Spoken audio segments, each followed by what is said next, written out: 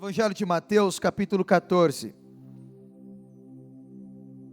A palavra de Deus nos diz no Evangelho de Mateus, capítulo 14, do verso 1 ao verso 12, eu não vou ler, mas do verso 1 ao verso 12, a palavra de Deus diz que João Batista foi morto, com tenra idade, com aproximadamente 31 anos de idade. Ele foi degolado, a cabeça dele foi cortada.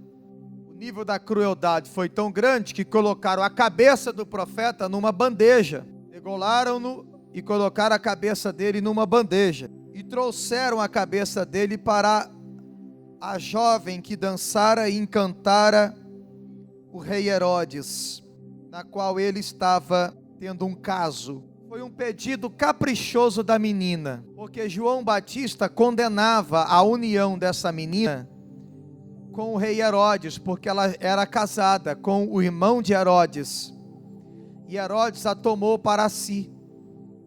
E João Batista condenou esta união. E um dia, numa festa do rei Herodes, a Herodias, esta menina, ela dançou e alegrou o coração do rei com a sua sensualidade.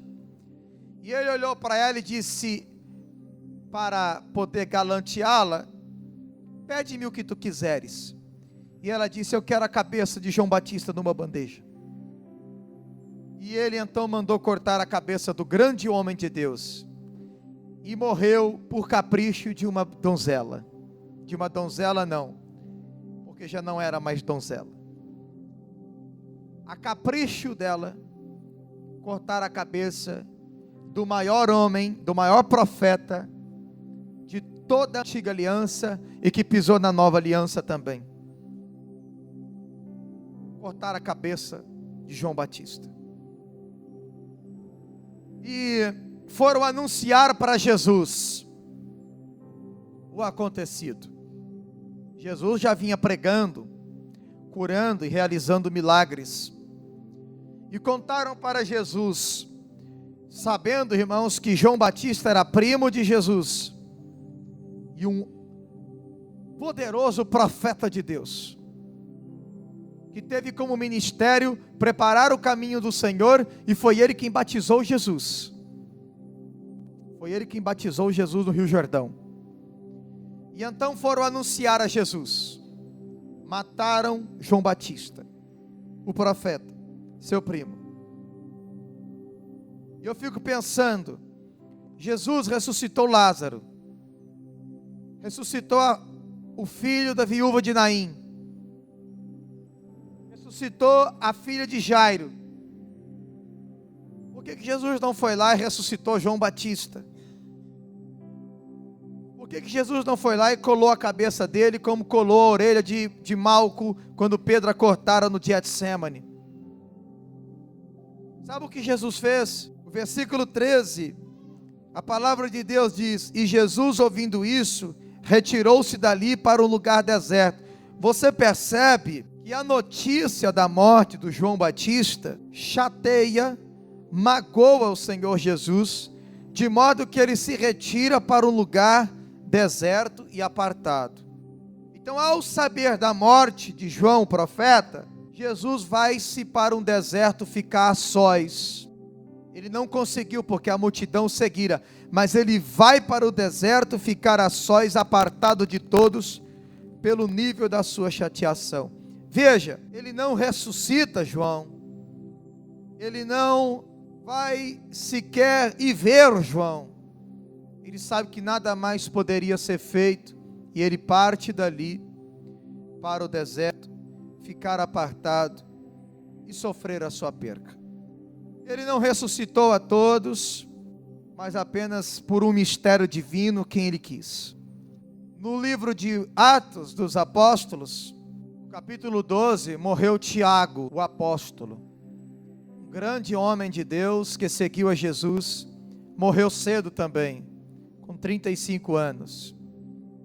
E a igreja que operava tantos milagres, e Pedro que ressuscitava os mortos também, também não pôde ressuscitá-lo.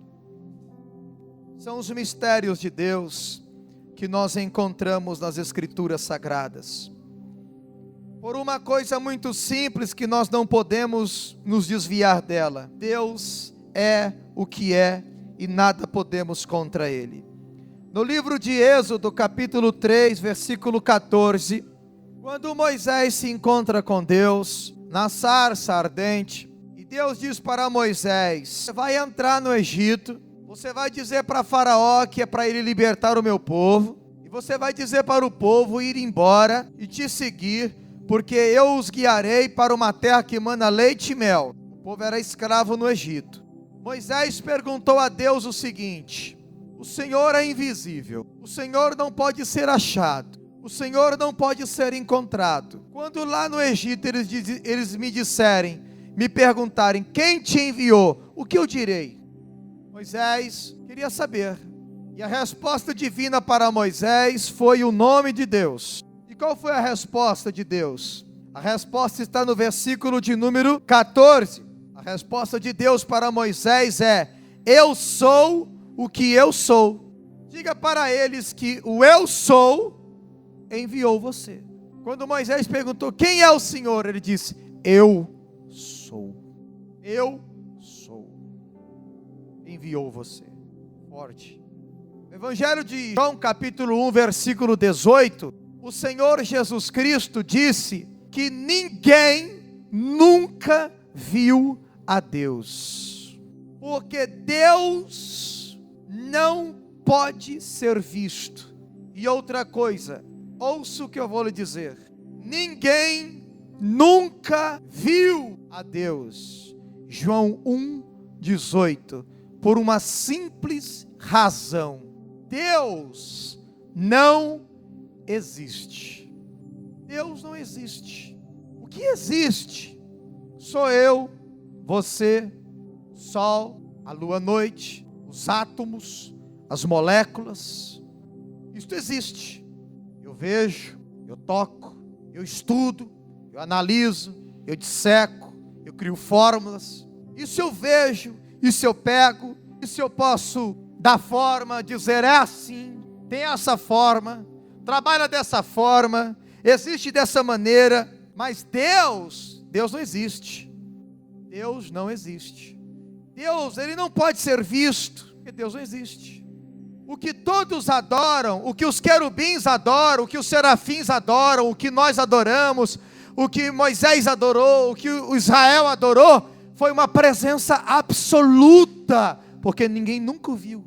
O que os querubins e os serafins fazem lá na sala do trono é adorar o que eles não estão vendo, mas estão sendo esmagados por uma presença que é soberana, que é absoluta, que é inexplicável e que não existe, mas que toma tudo e toma todos. Porque o que Deus está dizendo para Moisés é: eu sou, sem existir. Portanto, Deus é sem existir. Quando os ateus dizem Deus não existe, eles estão certos. Deus não existe. Deus é. E quando Ele é, Ele está para além da existência. O que existe é coisa criada. O demônio existe, o anjo existe, você existe. Mas Deus não é um boneco que existe. Porque se Deus existisse, Ele não é o nosso Deus. Porque se Deus existisse, alguma coisa teria criado Ele.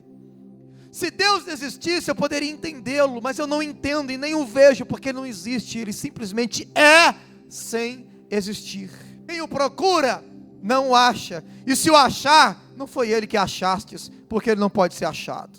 Deus é Espírito, e tudo que existe, existe nele, e ele não existe em nada. Porque se eu pego essa flor, eu digo, esta flor existe, e existe em Deus, porque ela foi criada com materiais e substâncias que têm a existência em Deus. Então em Deus, esta flor de plástico, ela existe, mas ela não é Deus, mas ela existe em Deus, porque Deus não existe. Deus é, absolutamente, e este está para além da nossa compreensão. Você não pode encontrá-lo, você não pode estudá-lo, você não pode vê-lo, você não pode descrevê-lo, você não pode entendê-lo, Você não pode mensurá-lo. Não há uma fórmula científica que mostre quem ele é, e se tivesse eu não o adoraria, porque se ele cabe em fórmulas, ele não é Deus. Ele não cabe na Escritura Sagrada. Isto aqui é uma fagulha para nos ensinar algo sobre ele, mas ele é maior do que isto. Ele não está só aqui, ele está em tudo, porque ele é, e ele não pode ser encontrado por ninguém. Os homens mais sábios da terra, como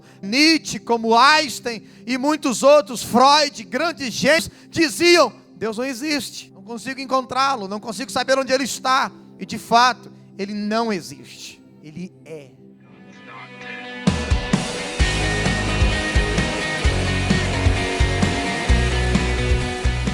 Tem existir.